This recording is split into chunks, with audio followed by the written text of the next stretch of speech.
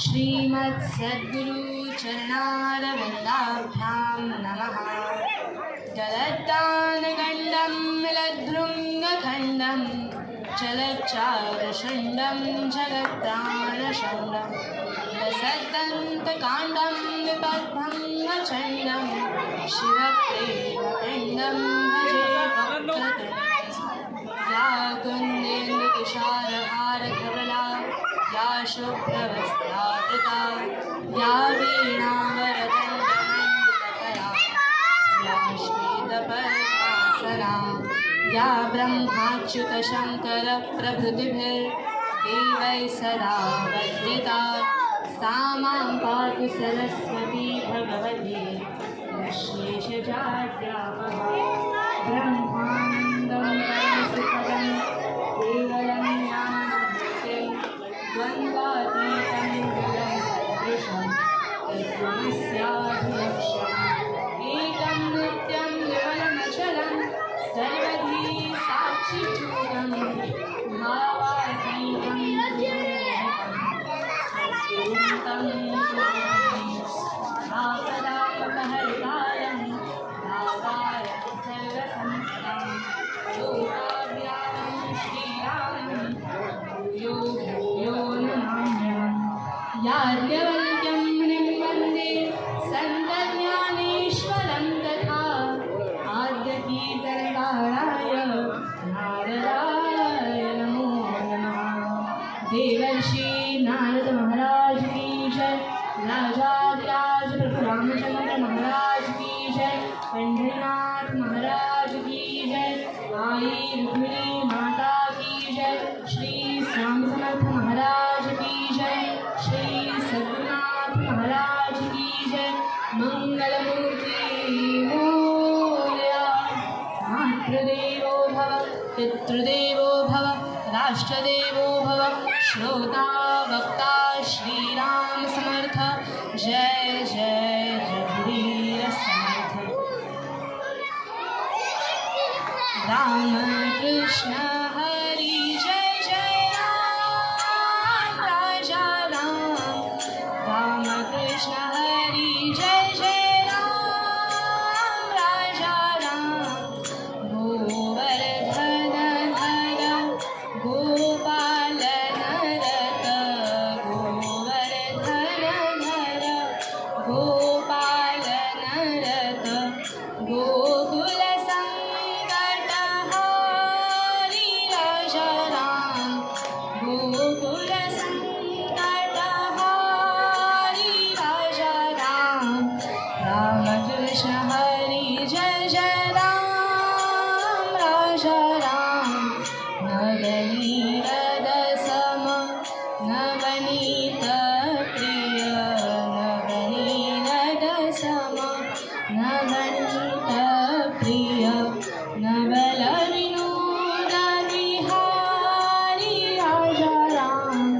नवल विनोद विहारी राजा राम। राम कृष्ण हरि जय जय राम राजा राम। दुर्वासोऽनुत दुःख विमोचक दुर्वासोऽनुत दुःख विमोचक दुर्जन संगमहारी राजा राम। दुर्जन संगमहारी राजा राम। राम कृष्ण हरि जय जय राम राजा राम। शरणागत दीना शरणी नेई शरणागत दीना शरणी नेई करुणा दृष्टि निहारी राजा राम। करुणा दृष्टि निहारी राजा राम। राम कृष्ण हरि जय जय राम राजा राम। राम कृष्ण हरि जय जय राम राजा राम। ये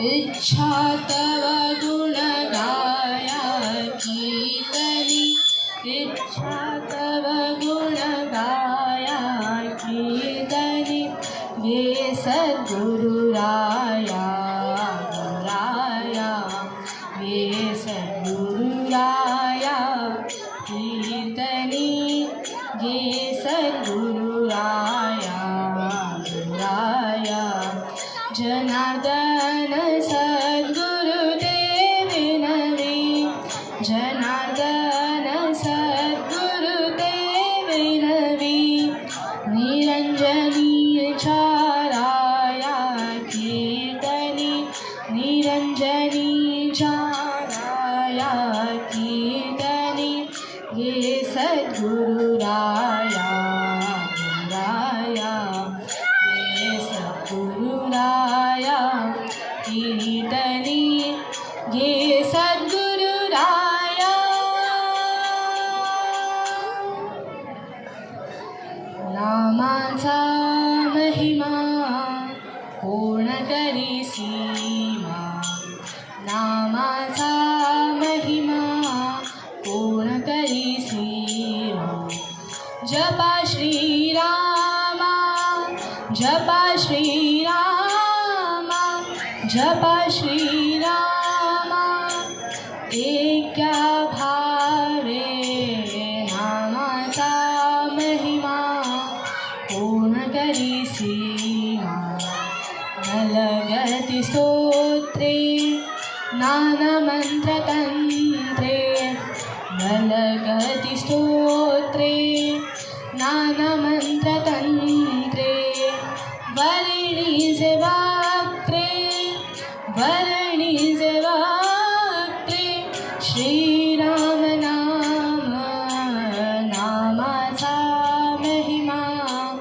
कोण करी सीमा अनंत पुण्य राशी घडे ज्या प्राण्यासी अनंत पुण्य राशी घडे ज्या प्राण्यासी करीच मुखासी करीच मुखासी नाम येत नामाचा महिमा कोण करी सीमा नामा म्हणे रामा हा जप बरामा नामा म्हणे राम रामा नामा म्हणे राम रामा नामा म्हणे राम हा जप बरामा तो देह उत्तमा तो देह उत्तमा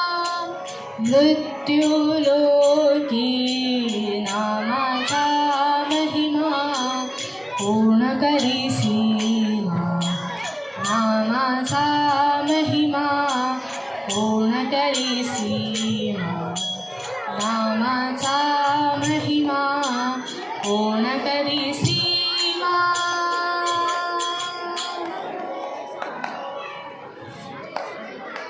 श्रीराम राम रामेति रमे रामे मनोरमे सहस्रनाम तत्तुल्यं राम नाम वरानने.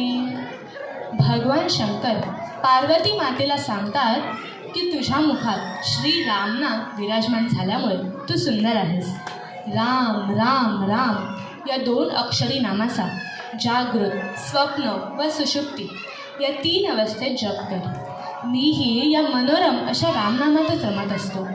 हे रामनाम विष्णूंच्या सहस्रनामाच्या तुल्य आहे, समान आहे. रामनामाचा हा असा महिमा या सूत्रश्लोकातून सांगितला आहे. हाच श्री रामनाम महिमा सांगणारे पद आज कीर्तनासाठी घेतलेले आहे. हे पद भक्त शिरोमणी संत नामदेवांचे आहे. संत बहिणाबाई सांगतात की नामदेव महाराज हे भागवत धर्माच्या मंदिराचे सेवक आहेत. त्यांनी या मंदिराच्या आवाराचा विस्तार अगदी पंजाबपर्यंत केला. ज्ञानेश्वर माऊलींचे समकालीन असलेले नामदेव महाराज यांच्या कीर्तनात प्रत्यक्ष पांडुरंग डोलत असे अशी त्यांची ख्याती होते. संत जनाबाई सांगतात की सत्ययुगातील प्रल्हाद, त्रेतायुगातील अंगद, द्वापारयुगातील उद्धव हेच कलियुगातील नामदेव होय. आपले पंतकवी मोरोपंत नामदेवांची मती गाताना सांगतात, श्री नारद मुनी से सुमहद्व्रत तेची नामदेवाचे, याने प्रसिद्ध केले विठ्ठल हे भव्य नाम देवाचे. श्री नारद मुनी त्रैलोक्यात भगवत नामाचा प्रसार करतात. अगदी हेच सुमहद्व्रत नामदेवांचे होते. नामदेवांनी संपूर्ण भारतभर कीर्तने केली आणि देवाचे विठ्ठल हे भव्य असे नाम सर्वत्र प्रसिद्ध झाले. मराठीत सगुण भक्तीचे अभंग लिहिणाऱ्या नामदेवांना हिंदीत निर्गुण भक्ती काव्याचे आद्यकवी मानतात. नामदेव महाराज आपल्याला या पदात सांगत आहेत, नामाचा महिमा कोण करी सीमा, जपा श्रीरामा एकट्या भरा. व्याकरणात नाम म्हणजे असा शब्द की ज्यामुळे एखादी वस्तू, स्थान, व्यक्ती आदींचा बोध होतो, ज्ञान होते. शेक्सपियर म्हणतो की नावात काय आहे, पण नामामुळेच आपल्याला त्या त्या गोष्टीची ओळख होते, ज्ञान होते. व्यक्ती, वस्तू, स्थान यांचा महिमा सांगता येतो. तो साचेबद्ध किंवा मर्यादित असतो. परंतु परमेश्वराच्या निर्गुण रूपाचे नाम म्हणजे ओंकार आणि सगुण रूपाचे नाम म्हणजे राम, कृष्ण, हरी यांचा महिमा अपरंपार आहे, अगाध आहे. त्याला सीमेत बांधता येत नाही. ज्याप्रमाणे आकाश एका मडक्यातही सामावते व ते अनंत असे सीमा नसलेलेही असते, त्याप्रमाणेच परमेश्वराचे नाव सूक्ष्म आणि अनंत असे आहे. त्याच्या महात्म्याला शब्दात बांधता येत नाही, कुठल्याही सीमेत सामावून घेता येत नाही. कलियुगात परमेश्वराच्या नामस्मरणाला, नामसंकीर्तनाला अनन्यसाधारण असे महत्त्व आहे. श्रीमद भागवत महापुराणात व्यासमुनींनी लिहिले आहे की, हृदयध्यायतो विष्णुं त्रेतायां यजतो मखैः, द्वापरे परिचर्यायां कलौ तत्हरिकीर्तनात्. गोपाल कृष्ण भगवान की जय. कृतयुगात म्हणजेच सत्ययुगात विष्णूंच्या ध्यानाने, त्रेतायुगात यज्ञाने, द्वापारयुगात सेवा, पूजा, अर्चना केली असता जे फळ प्राप्त होते तेच फळ कलियुगात हरी या नामसंकीर्तनाने सहज प्राप्त होते. भागवतात पहिल्या अध्यायात असे म्हटले आहे की, यत् फलं नास्ति तपसा न योगेन समाधिना तत्फलं लभते सम्यक् कलौ केशवकीर्तनात्. गोपाल कृष्ण भगवान की जय. जे फळ तपस्या, योग तसेच समाधीमुळे मिळत नाही ते फळ कलियुगात हरी या नामसंकीर्तनाने सहज प्राप्त होते. म्हणून आपल्याला नामदेव महाराज सांगतात, नामाचा महिमा कोण करी सीमा, जपा श्रीरामा एकट्या भरा. नामदेव महाराज श्रीरामाचाच नाम जपायला का सांगतात? कारण रामनामाचा महिमा अगाध आहे, अपरंपार आहे. आपल्याला तुकाराम महाराज रामनामाविषयी सांगतात, नाम संकीर्तन साधन पै सोपे, नाम संकीर्तन साधन पै सोपे, जळतील पापे जन्मांतरीचे, जळतील पापे जन्मांतरीचे. नाम संकीर्तन साधन पै सोपे, रामकृष्ण हरी विठ्ठल केशवा, रामकृष्ण हरी विठ्ठल केशवा. मंत्र हा जपावा सर्व काळ, मंत्र हा जपावा सर्व काळ. नाम संकीर्तन साधन पै सोपे, नाम संकीर्तन, नाम संकीर्तन, नाम संकीर्तन साधन पै सोपे. नाम संकीर्तन हे सुलभ असे सोपे साधन आहे. यामुळे आपल्या अनंत जन्मांची पापे नष्ट होतात, जळतात. पण हे नामसंकीर्तन कोणाचे करायचे? तर रामाचे. राम नामाचा जप केल्याने आम्ही कृतकृत्य झालो. तुकाराम महाराजांचे हे अनुभवाचे बोल आहे. नामदेव महाराज आपल्याला सांगतात की जपा श्रीरामा एक्या भवे. श्रीरामाच्या नामाचा जप तुम्ही सतत करा. पण हा जप कसा करायचा? हा एक्या भाव. एक्या भाव म्हणजेच दुजा भावाच्या विरुद्ध. दुजा भाव हा परकेपणा दाखवतो. एक्या भावात परकेपणा नसून आपलेपणा असतं. ज्याप्रमाणे हनुमंत, अर्जुन, चोखामया, जनाबाई यांच्या रोमारोमातून हरिनाम ऐकू येईल, या सर्वांनी तसेच संतांनी परमेश्वराला आपले मानले.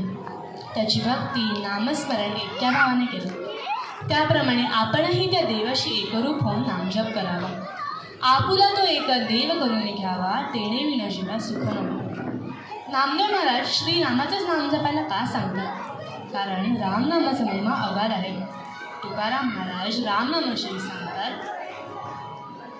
नाम पावन पावन, नाम पावन पावन, नामे तरले अवघे जना, नामी तरले अवघे जना, नामी तरले अवघे जना, नाम पावन पावन.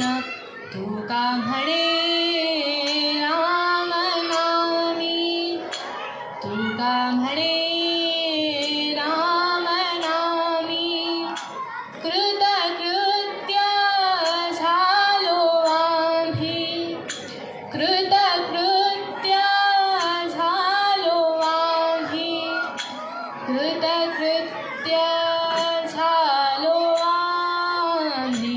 नाम पावन पावन, नाम पावन पावन, पावन पावन, पावन पावन नाम.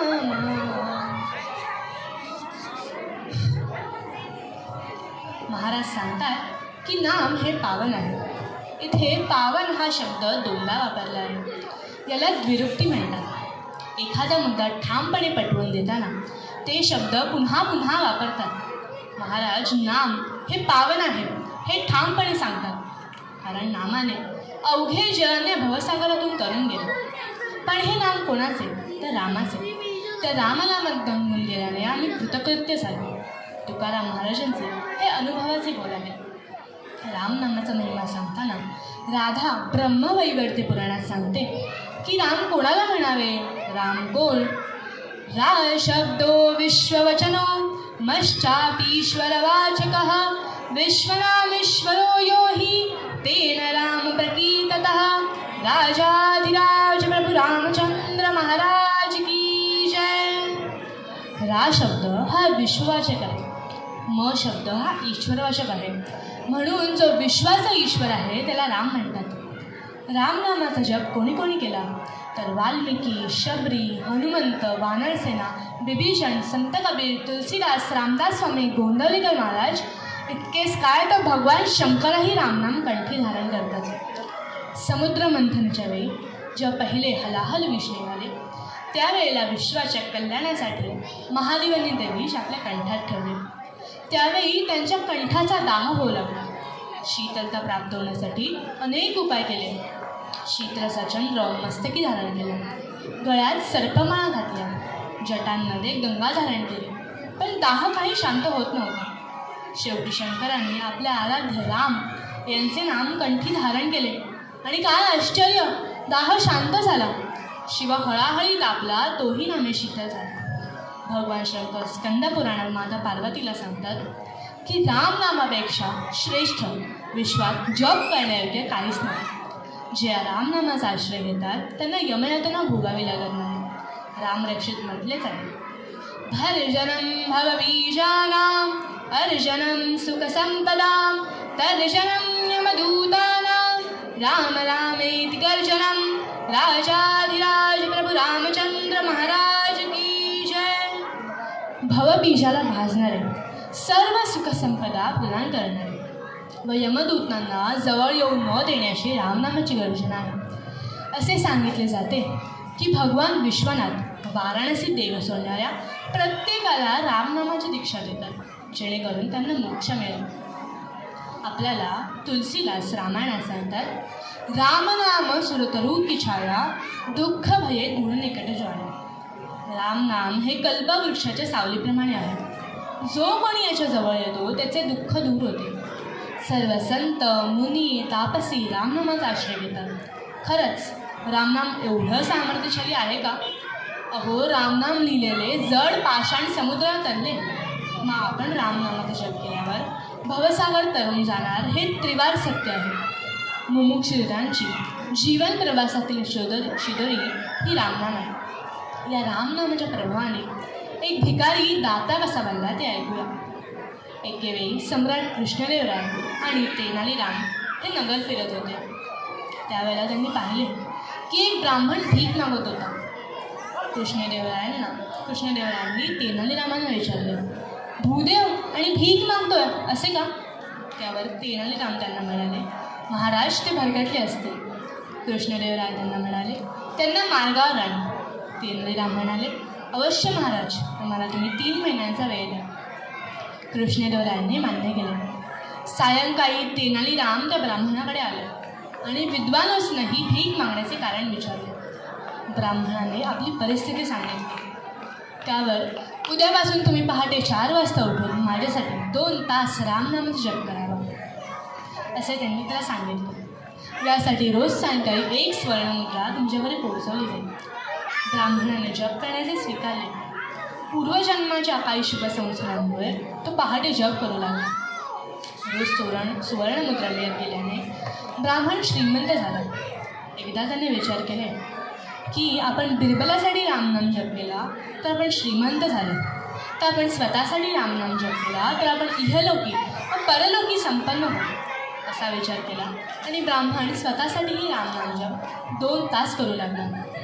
रामनामाच्या प्रभावाने हळूहळू ब्राह्मणाच्या आशा नष्ट झाल्या. एके दिवशी त्याने आपल्या पत्नीला सांगितले की रामांच्या कृपेने आपली गरिबी दूर झाली. आता मला वनात राहून जप करण्याची परवानगी दे. साध्वी असलेल्या पत्नीने तात्काळ परवानगी दिली. त्यानंतर ब्राह्मण सतत रामनाम उपासनेत रंगून गेला. त्याच्या साधनेला बहर आला. लोक त्यांच्या दर्शनासाठी येऊ लागले. ही बातमी कृष्णदेवरायांच्या कानावर गेली. त्यांनी तेनालीरामांसह त्या ब्राह्मण महात्म्याच्या दर्शनाला यायला ठरवले. ते तिथे आले. त्यांनी त्या ब्राह्मणाला सांगितलं, महाराज, आपल्याला कशाची आवश्यकता असेल तर संकोच न ठेवता मागा. ब्राह्मण हसला तो म्हणाला, हे राजा, तुझ्याकडे मला पाहिजे असे काही नाही, पण जर तुला काही हवं असेल तर तू निसंकोचपणे माग. आणि त्या क्षणी लगेचच तेनालीराम म्हणाले, हेच ते ब्राह्मण जे 3 महिन्यांपूर्वी भीक मागत होते. रामनामाच्या प्रभावाने एका भिकाऱ्याला खरा दाता बनवले होते. असा हा रामनामाचा महिमा आहे. आणि म्हणूनच आपल्याला नामदेव महाराज सांगतात, नामाचा महिमा कोण करी सीमा, जपा श्रीरामा इत्यावा. पुढे ते म्हणतात की नलगती स्तोत्रे नाना मंत्रतंत्रे वर्णीचे वक्तरे श्रीरामनामा. नाना मंत्र, यंत्र, तंत्र, स्तोत्र आपली अंतकाळी सुटका करू शकत नाही. रामनाम हेच मोक्षदायक आहे. कलियुगी तेच तारीख आहे. मंत्र तंत्र यांची काही आवश्यकता नाही. फक्त वाचने आपण श्री रामनाम घेतले तरी पुरे, कारण सकळ साधनांचे फळ हे रामनाम आहे. एकनाथ महाराज सांगतात, सकळ साधनांचे फळ रामनामाची केवळ, रामनामाची केवळ, रामनामाची केवळ. नाना मंत्र यंत्रावळी सोडविनांत काळी, सोडविनांत काळी, सोडविनांत काळी. नाम सारांचे हे सार एका जनार्दनी निर्धार, एका जनार्दनी निर्धार, एका जनार्दनी निर्धार. नाना मंत्र, यंत्र, तंत्र, स्तोत्र यांची काही आवश्यकता नाही. फक्त आपण वाचने श्री रामनाम घेतले तरी पुरे, कारण कलियुगी तेच तारक आहे. मोरपंत म्हणतात, कैकाळी मंत्राचे, कैकाळी मंत्राचे, तेज प्रतिवास रक्षया जाय, तेज चढे तुझ नामा, तेज चढे तुझ नामा, बहुमाने काळ हा तुला काय. मंत्राचे तेज हे दर दिवसाकडे त्या कलियुगात कमी होत आहे, परंतु नामाला ते तेज चढतच जात आहे. म्हणून काळ देखील तुझे महत्त्व मानत आहे. म्हणून पुढे आपल्याला नामदेव महाराज सांगतात की अनंत पुण्यराशी घडेच्या प्राण्यासी, तरीच मुखासी नाम येतं. ज्याच्या गाडीशी अनंत जन्मांच्या पुण्यराशी आहे त्याच्याच मुखात ईश्वराचे नाम सतत येते. त्याबद्दल आपल्याला रामदास स्वामी सांगतात, यथा सांगरे कर्म ते ही घडे ना, घडे धर्म ते पुण्य गाठी पडे ना, दया पाहता सर्वभूती असे ना, मुखाचे मुखी नाम ते ही वसे ना. शेवटच्या क्षणात आपल्याला नामदेव महाराज सांगतात की नामा म्हणे राम, हा जप परम, तो देह उत्तम मृत्यू लोके. ज्याच्या मुखात ईश्वराचे नाम नसते, ज्याच्या मुखात रामनाम नसते, त्याबद्दल संत कबीर सांगतात, कहत कबीरा जो मुख राम नहीं, कहत कबीरा जो मुख राम नहीं, वो मुख धूली परे, भजो रे भैया राम गोविंद हरे, भजो रे भैया राम गोविंद हरे, भजो रे भैया राम गोविंद हरे. रामनाम घ्यायला पैसे धन लागत नाही, तेव्हा अमूल्य असे रामनाम घ्यावे असे कबीर सांगतात. आणि हे सांगताना पूर्वरंग पद्यात नामदेव महाराज सांगतात, नामाचा महिमा कोण करसी, नामाचा महिमा कोण करसी, जपा श्रीरामा एका भाव, जपा श्रीरामा एका भाव, भलगती स्तोत्रे नाना मंत्र तंत्रे, भलगती स्तोत्रे नाना मंत्र तंत्रे, वर्णी सेवाक्ते श्रीराम नाम, वर्णी सेवाक्ते श्रीराम नाम. अनंत पुण्यराशी घडच्या प्राण्यास, अनंत पुण्यराशी घडच्या प्राण्यास, मुखासी नाम ये, तरीच मुखासी नाम ये. नामाचा महिमा कोण करसी, नामाचा महिमा, नामाचा महिमा, नामाचा महिमा कोण करसी.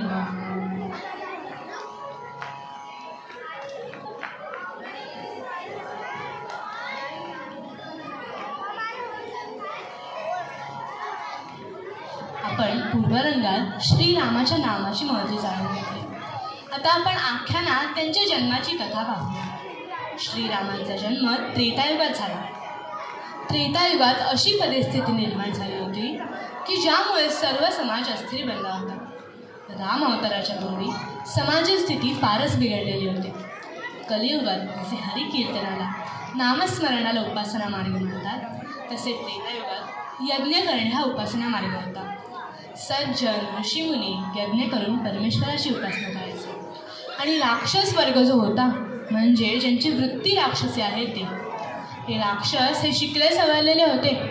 रावण हा तर दशग्रंथी ब्राह्मण होता, शंकरांचा महान भक्त होता, पण वृत्ती मात्र असुरी. अशा असुरी वृत्तीच्या लोकांना फक्त आणि फक्त स्वार्थ दिसते.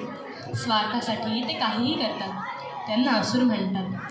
अशा असुरी संपत्तीच्या लोकांचे वर्णन भगवंतांनी असुरी संपत्ती या नावाने केलेले आहे. आणि अशा परिस्थितीत भगवंतांना अवतार घ्यावाच लागतो. भगवंतांनीच आपल्याला वचन दिले जेव्हा जेव्हा धर्म न्याय यांचा लोप होऊन अधर्म वाढेल,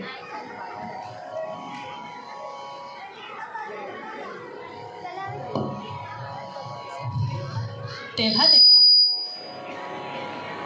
दुष्टांच्या नाशाकरता, साधूंच्या सज्जनांच्या रक्षणाकरता आणि धर्मांच्या पुनर्स्थापनेकरता प्रत्येक युगात मी अवतार घेईन. राक्षस त्या काळी ऋषीमुनींना यज्ञयाग करून देत नव्हते, तप करून देत नव्हते. जे कोणी ईश्वर कार्य समाजकार्य करत त्यांना राक्षस त्रास देत असत. युगपरत्वे ईश्वर प्राप्तीची साधने वेगळी आहेत. सत्ययुगात विष्णुपूजा, त्रेतायुगात यज्ञयाग, द्वापारयुगात परिचर्या म्हणजेच सेवा आणि कलियुगात हरिकीर्तन. त्रेतायुगात यज्ञ करणे ही साधना होती. या साधना मार्गाआड राक्षसी वृत्तीचे लोक येत असत आणि म्हणूनच सर्वजण त्रस्त झाले होते. सर्व ऋषी मुनी हे तर त्रस्त झाले होतेच, परंतु देवही त्रस्त झाले होते. अनेक देवांना रावणाने बंदी बनवून कारागृहात टाकले होते. म्हणून शेवटी सर्वजण त्रस्त होऊन गोरूप घेऊन ब्रह्मदेवाकडे आले आणि त्यांना विनवू लागले, या राक्षसांमुळे आम्हाला जगणं अशक्य झाले, तेव्हा कृपा करून काहीतरी करा. ब्रह्मदेव म्हणाले, मी फक्त सृष्टी निर्मितीचे काम करतो. सृष्टीचे पालन व संरक्षणाचं काम भगवान विष्णूंचं आहे. तेव्हा आपण सर्वजण आता भगवान विष्णूंकडे जाऊ. सर्वजण वैकुंठाच्या महाद्वारात पोचले आणि तेथेच त्यांनी टाहो फोडला. धावर मापते ज्ञान विलासा, धावर मापते ज्ञान विलासा, पूर्ण परात पर शांती निवासा, पूर्ण परात पर शांती निवासा. धावर मापते ज्ञान विलासा, रावण आखल दुर्मद भारी, रावण आखल दुर्मद भारी, गोद्विज पाहुनी येऊनी मारी, गोद्विज पाहुनी येऊनी मारी. धर्मन ठेवित हा अविचारी, धर्मन ठेवित हा अविचारी, तोडवी भो भयदायक फासा, तोडवी भो भयदायक फासा. धावर मापते ज्ञान विलासा, धावर मापते, धावर मापते, धावर मापते ज्ञान विलासा. हे देवा, रमापते तुम्ही धावा. तुम्ही ज्ञानी आहात, शांती निवासा आहात. अतिशय दुष्ट दुर्मद असलेला रावण गायी ब्राह्मण देव दिसले की त्यांना विनाकारण मारतो, छळतो. तेव्हा तर तुम्ही कृपा करून काहीतरी करा. त्यावर विष्णू त्यांना म्हणाले, राजीव लोचने त्या, राजीव लोचने त्या, देवोक्तींचे करुणिया श्रवण.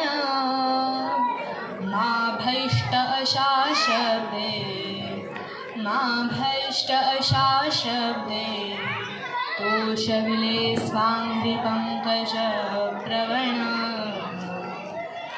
कमलनयन भगवान विष्णूंनी देवांचे ते म्हणणे ऐकले व मा भैष्ट म्हणजेच घाबरू नका असं सांगून त्यांनी सर्वांना आश्वासित केलं.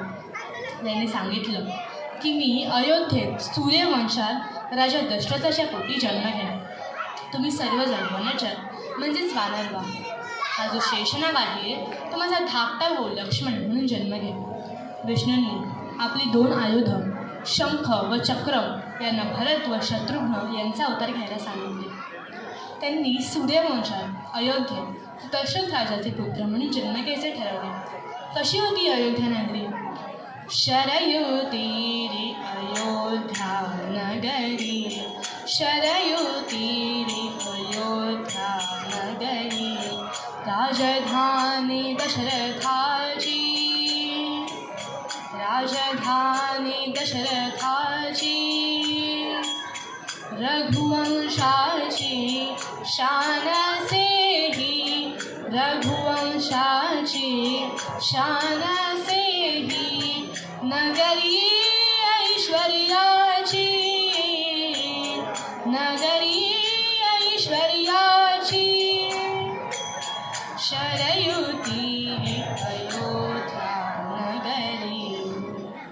त्यांनी दशरथ राजाचे पुत्र म्हणून जन्म घ्यायचे ठरवले. त्यांनी अयोध्येत सर्व काही सुख होते.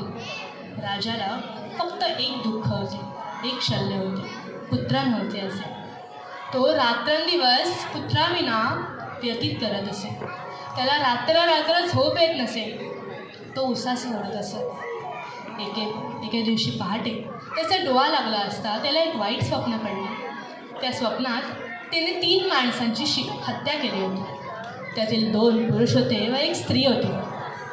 पूर्वी स्वप्न पडले म्हणून लोक प्रायश्चित्त घ्यायचे आणि म्हणून राजा लगेचच त्याचे कुलगुरू वसिष्ठ यांच्याकडे आला.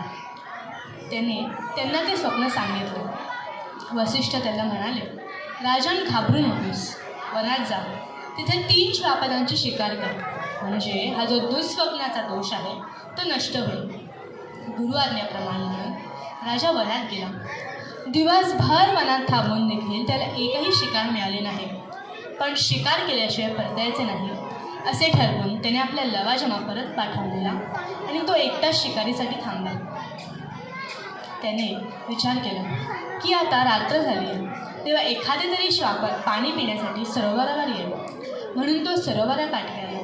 तिथे एका झाडावर चढून तो श्वापदाची वाट पाहत बसला. त्याच वेळेला श्रावण नावाचा एक ब्राह्मण कुमार आपल्या अंध व वृद्ध अशा मातापित्यांना घेऊन काशी यात्रेसाठी निघाला होता. आणि वाटेत त्याच्या वृद्ध मातापित्यांना तहान लागली म्हणून श्रावण त्याच सरोवराकडे पाणी घेण्यासाठी आला. त्याने कमंडलू पाण्यात बुडवला असता. श्वापद पाणी पिताना जसा आवाज होईल तसा बुडं बुडं असा आवाज झाडावर बसलेला राजा दशरथाच्या कानी गेला.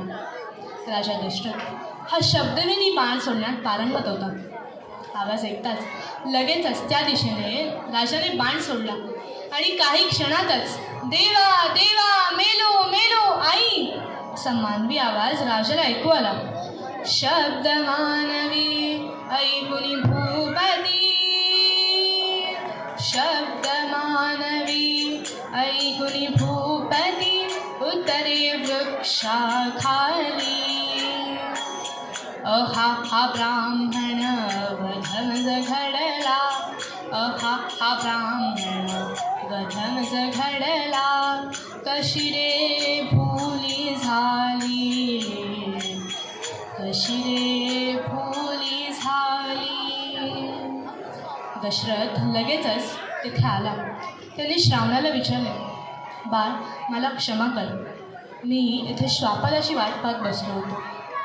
तू पाण्याचा आवाज जेव्हा केलास तेव्हा मला वाटले की कुणीतरी श्वापद पाणी पिण्यासाठी आले असेल, म्हणून मी बाण सोडला, मला क्षमा कर. श्रावण म्हणाला, आता दुःख करून काय उपयोग, जे घडायचे होते ते घडले.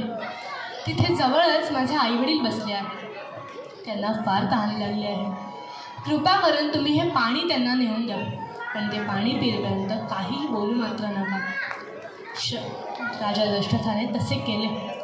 तो त्याच्या आईवडिलांजवळ आला. त्याची चाहूल लागताच श्रावणाच्या मातापित्यांना वाटले की आपलं श्रावण आला, म्हणून ते विचारू लागले, अरे श्रावणा, इतका वेळ का लागला, लांब होते का सरोवर? दशरथ काहीच बोलत नव्हता. म्हणून त्यांनी पुन्हा विचारले, बाळा आमच्या रागावलास का रे? तू बोलत का नाहीस?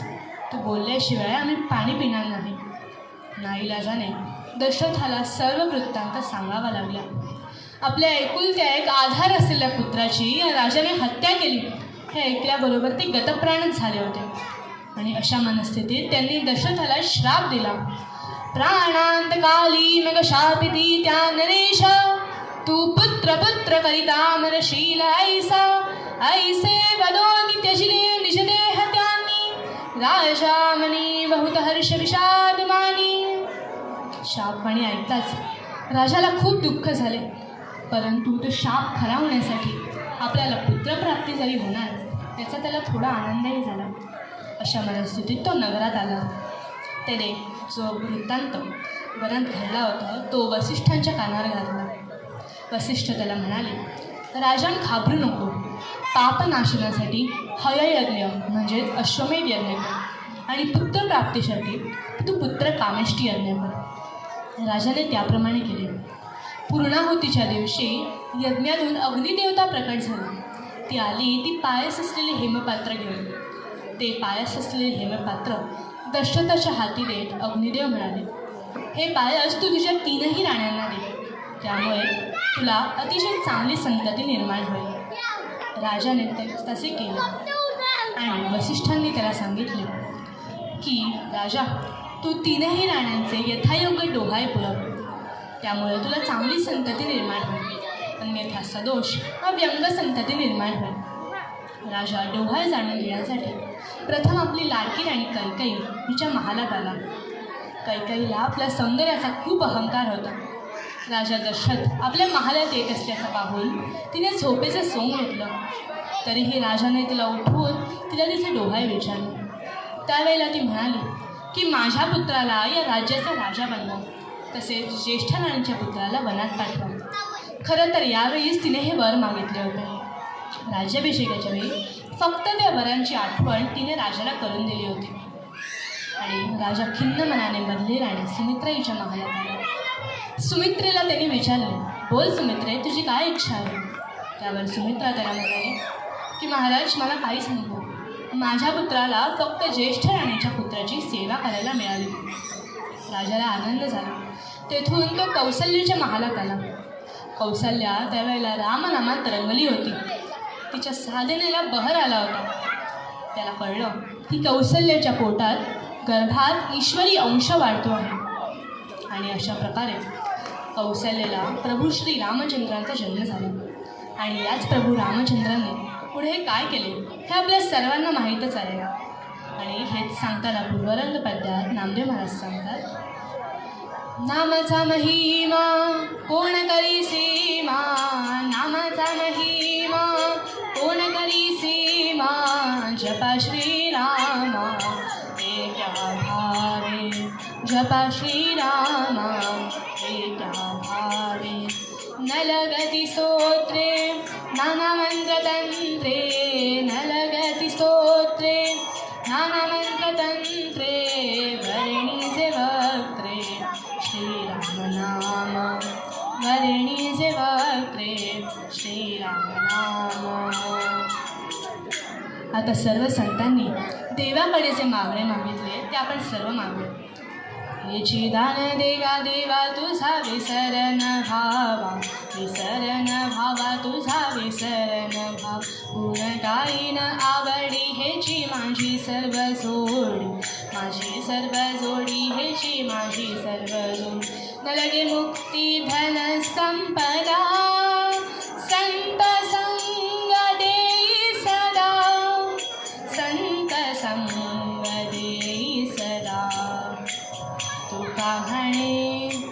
तुका म्हणे गर्भवासी सुखे घालावे आम्हासी, घालावे आम्हासी सुखे घालावे आम्हासी.